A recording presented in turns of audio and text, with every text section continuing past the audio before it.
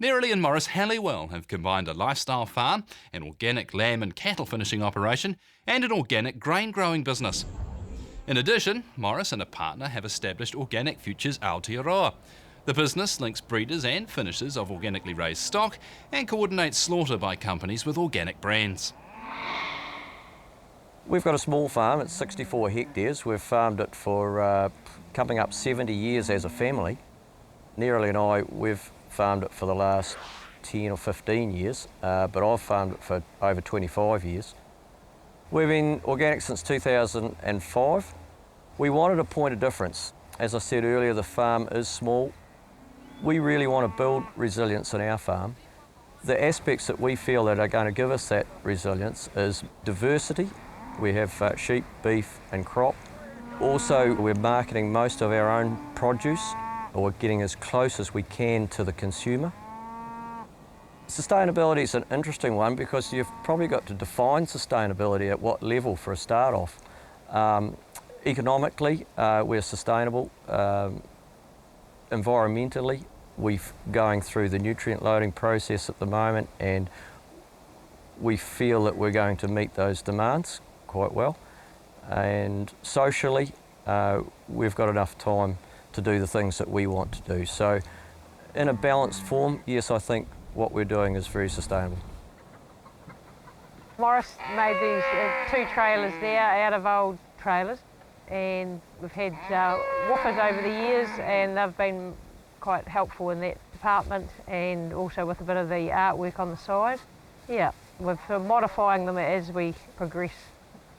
They've got chicken net in the bottom, so the poo just drops out onto the paddock, so there's a bit of fertiliser there, and it saves having to clean it out, so they seem to adjust to walking on that mesh quite easily.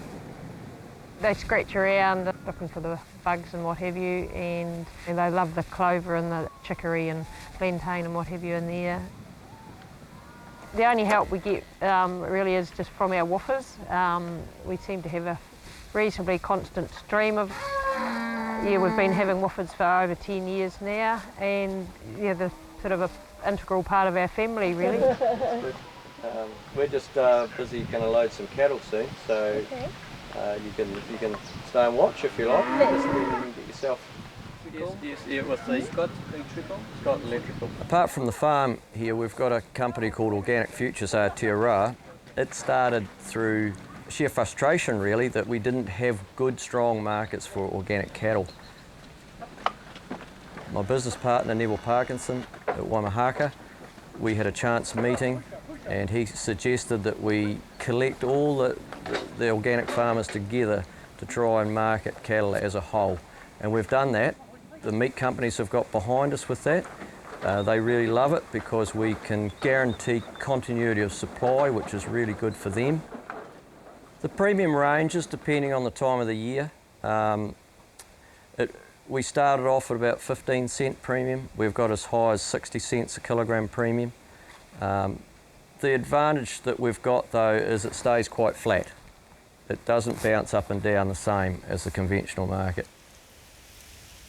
This is linseed. It's a particularly high value crop. It doesn't take a lot out of the soil. It's a great crop to follow after wheat.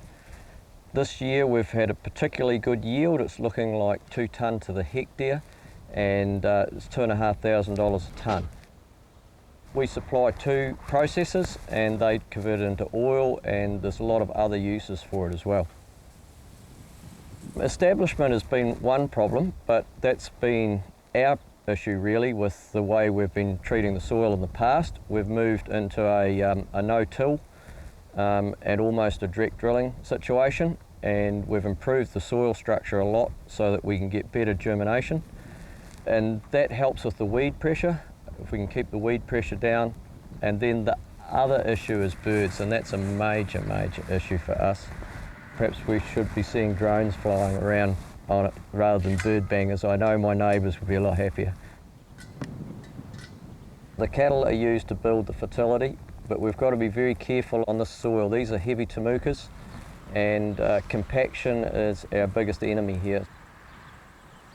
As organic farmers, we can use pretty much all of the nutrients as long as they're not chemically produced. One of those is urea and of course superphosphate and the chlorides. But we assess the soil just like everyone else does with a chemical test.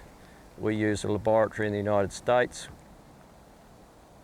We're experimenting with minimum till, and we use a 2-pass operation, 2 passes of a rotary hoe, and then a heavy roller, and then direct drilling. That's for initial establishment. We have a stream running through the property that is one of 5 streams throughout New Zealand monitored by Dairy NZ, so the spotlight's really on us. But if we look after the soil and make sure that we've got a high water holding capacity and we've got a high nutrient holding capacity in the soil, that is going to help hugely in eliminating the amount of nitrates and phosphates that enter our streams.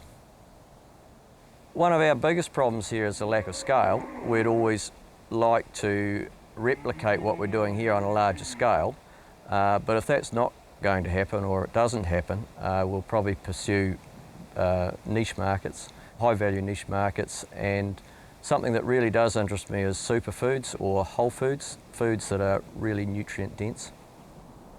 It means extending on what we're doing now to probably further processing in some way or specialising in some of the crops that we're already growing that are whole foods.